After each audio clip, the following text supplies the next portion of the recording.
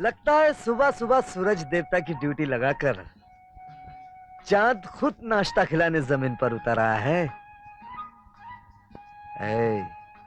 ऐसे बाकी चितवन से देखेगी ना तो खूंटा गाड़कर घर में ही गाय की तरह बन जाऊंगा। इधर देख। क्यों नहीं? शर्म आती है। क्या आती है? शर्म आती है। हे भगवान, जिसे देखकर शर्म शर्मा जाती थी अब वही शर्माने लगी तो शर्म का क्या होगा? मेरी लाजबंदी, लजाना छोड़, अब कुछ खिला पिला। सारा तन भूख से जल रहा है। ये क्या है? ये क्या है? छी। अरे इसमें छी की क्या बात है?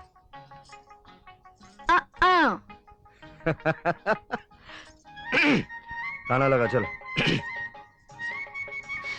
तुम मच्छी ले आओ, देखो ऐसी पकाऊंगी कि अरे फिर खाना? रात को ही तो बताया था शादी का मतलब सिर्फ खाना नहीं होता।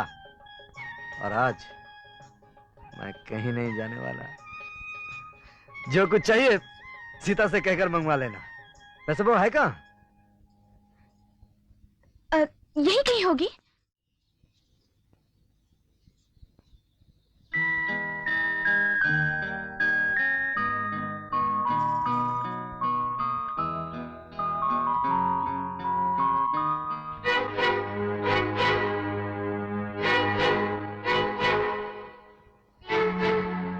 काली, मैं तुमसे कुछ बात करना चाहता हूँ। सुनो, अंदर आने को कहो ना।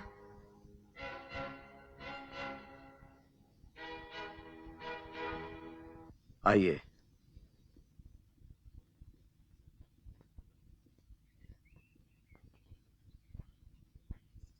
आइए साहब, बैठिए।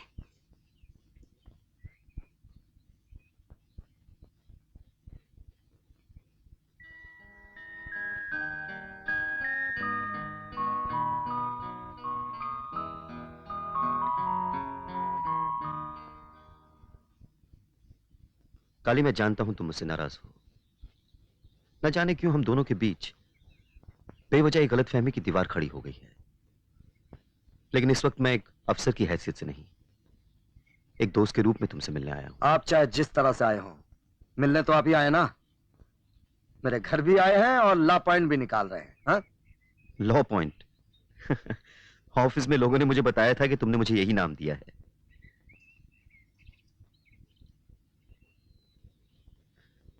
देखो काली, मेरी जिंदगी में भी बहुत कुछ ऐसा है जो तुम्हारी जिंदगी से मिलता जुलता है। मेरे सर से भी माँ बाप का साया बचपन में ही उठ गया था। तुम्हारी तरह मैंने भी अपने आप को हमेशा अकेला पाया है। अब जिंदगी जीने के लिए सहारे की जरूरत है। अगर तुम्हारी इजाजत हो तो मैं सीता का हाथ थामना चाहता हूं।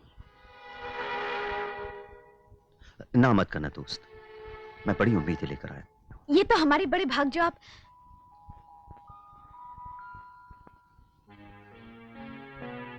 आपने सीता का हाथ इतनी अचानक मांग लिया कि कहीं कुछ प्यार व्यार का चक्कर? नहीं, ऐसी वैसी कोई बात नहीं है। हाँ, ऐसी वैसी बात होती भी कैसे? हमने हमारी बहन को उस तरह पाला पोसा भी जो नहीं। फिर इस बारे में तुम्हारा क्या फैसला है? आपने इतनी बड़ी बात इतने छोटे से वक्त में कह दी है कि फैसला तो दूर, अभी हम आपकी बात हजम तक नहीं कर पाए। आपने हमसे हमारी जिंदगी की सबसे कीमती चीज मांगी है। जरा सोचने विचारने का मौका तो दीजिए। ऐसा करते हैं साहब, आप कल हमसे बाजार वाले चौराहे पे मिलिए, हम अपना फैसला वहीं सुना देंगे।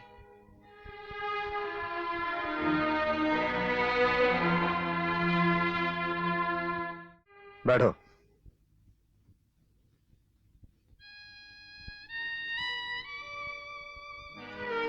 हे भगवान, ये क्या हो रहा है? मैं पूछती हूँ, तुम्हारी क्या अकल मारी गई है जो इस लंपट से तुम अपनी बहन ब्याह रहे हो? तुम ये सब इसीलिए कर रहे हो ना क्योंकि तुम्हें अपने साहब से नफरत है?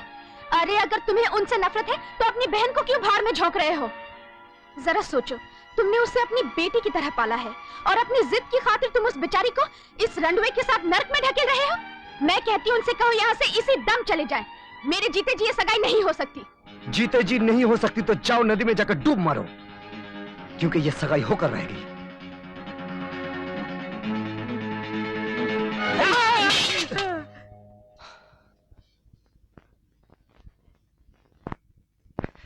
तेरी ये मजाल, ये मेरा और मेरी बहन का आपसी मामला है। मैं जिसके साथ चाहूं उसकी शादी करूंगा, चाहे वो राजा हो या रंक। राजा तो रावण भी था, लेकिन मेरी बहन तुलसीदास की सीता नहीं, काली की सीता है, जिसकी जिंदगी में कभी कोई रावण नहीं आएगा। अब अगर तूने बीच में टांग अड़ाई, मैं तुझे जान से मार डालूंगा। तो मार डालो, लेकिन जब तक सांस है अपनी सीता को बर्बाद नहीं होने दूंगी। अगर तुझे मरने का इतना ही शौक है तो ले मर।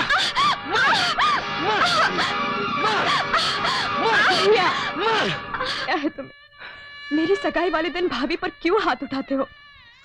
भाभी, तुम बीच में मत बोलो। नहीं, इन्हें मनमानी नहीं करने दूंगी। जिद की भी हद होती है, आखिर तेरी भी कोई अपनी जिंदगी है। मेरी जिंदगी भैया की जिंदगी, वो जो भी करेंगे मेरे भले के लिए करेंगे। और तुम क्या भैया से ज्यादा मेरे भले की सोच सकती हो? क्या इनके साथ साथ तू भी अपनी अकल खो बैठी है? तुम चाहे जो समझो, भैया रस्म पूरी करो, अब तुम्हें कोई नहीं रोकेगा।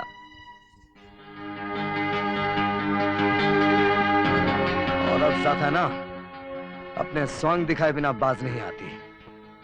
तू परवाह मत कर, काली ने जबान दे दी तो दे दी। साहब, सीता की जिंदगी बर्बाद होने से बचा लीजिए। अगर सीता की शादी उनकी जिद की भेंट चढ़ गई तो उस बेचारी का जीवन नर्क बन जाएगा। साहब, मैं आपके आगे हाथ जोड़ती हूँ। तुम ही बताओ मंगला, मैं क्या करूं?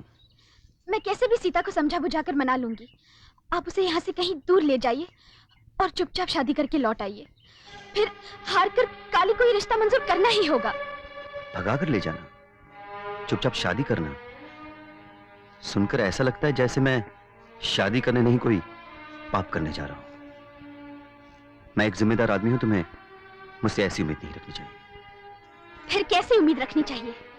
यही कि सीता जैसी भोली भाली लड़की के दिल में प्यार की आग जलाकर उसे जिंदगी भर जलने के लिए छोड़ दे। ये कि वो लड़की जिसने आज तक सिर्फ अपने भाई का प्यार जाना हो, उसके मन में हलचल मचा दे, ताकि कल भाई से जुदा होकर जब वो अपनी जिंदगी का मतलब समझे, अपने भाई से नफरत करे। आपसे यही उम्मीद रखनी चाहिए ना साहब, कि भाई बहन के सच्चे प्यार में आप दरार डाल दें। For God's sake Mangla, please. भाग में जाए आपका प्लीज और आपकी अंग्रेजी। आप तो मेरे पति से भी गए गुजरे हैं। वो बेचारा तो अनपढ़ है, गवार है, उसके लिए इज्जत का मतलब है अपनी बात रखना। लेकिन आप तो पढ़े लिखे हैं, आपको तो समझना चाहिए कि वो जो कुछ भी कर रहा है आप पर अपना गुस्सा निकालने के लिए कर रहा है, अपना बदला ले रहा है वो आपसे। तो क्या आपकी अपनी कोई जिम्मेदारी नहीं? आपकी आत्मीयता को यही सिखाती है? लेकिन मंगला, सगाई हो चुकी है, शादी की तारीख तय हो चुकी है। मैं अब कैसे दखल दे सकता हूँ? दखल नहीं दे सकते तो सीता को जहर तो दे सकते हैं आप। कम से कम बेचारी एक बार में चैन की मौत तो मर जाएगी, सारी उम्र जिंदा रहकर हर पल मरेगी तो नहीं।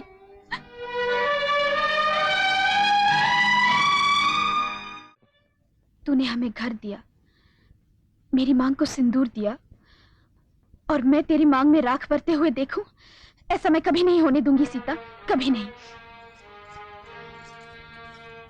ठीक है, मैं अपनी जान दे दूंगी, फिर देखती हूँ कि कल तेरे सुहाग की मेरी जलेगी या मेरी चिता। रो मत सीता, तेरे आंसू मुझसे देखे नहीं जाते। मैं जो कुछ कर रही हूँ तेरे लिए नहीं, अपने लिए भी नहीं, तेरे भैया के लिए कर रही हूँ। आज जिद में उनकी आंखें बंद है, वो कुछ देखने सोचने को तैयार ही नहीं है। पर तू सोच, कल तेरी शादी हो जाएगी। तू इतनी अच्छी है कि अपने भैया की जिद को जिंदगी भर निभा लेगी, पर जब उन्हें होश आएगा तब वो अपने आप को कभी माफ नहीं कर पाएंगे। ये सोचकर पागल हो जाएंगे कि उन्होंने अपनी फूल सी बहन को खिलने से पहले मुरझा दिया। क्या गुजरेगी उन पर? इसीलिए मैं कहती हूँ सीता, अपनी न सही अपने भैया की जिंदगी को जलने से बचा ले, और मैंने जो कहा उसे मान जा।